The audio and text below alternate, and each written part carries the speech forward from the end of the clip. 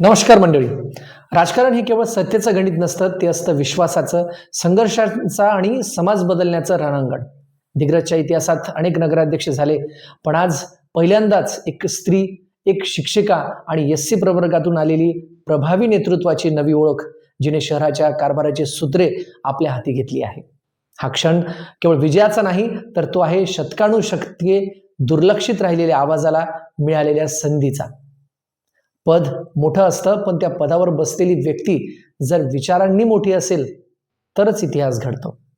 आपल्यासमोर लवकरच येत आहे विद्यार्थ्यांना घडवणारी शिक्षिका, शिस्त आणि संवेदनशीलतेचा समतोल साधणारी मुख्याध्यापिका आणि आता दिग्रसच्या जनतेच्या आशा आकांक्षाचं नेतृत्व करणारी आदरणीय सौ पंचशीला इंगोले मॅडम.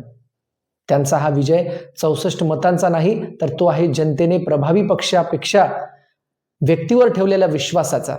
आज विचारले जाणारे प्रश्न हे फक्त स्टुडिओतले नाहीत, तर ते आहेत सामान्य नागरिकांच्या मनातले, आणि त्यांची उत्तरं दिग्रसची दिशा आणि विकास ठरवेल. त्यामुळे बघत रहा बोल मनातलं.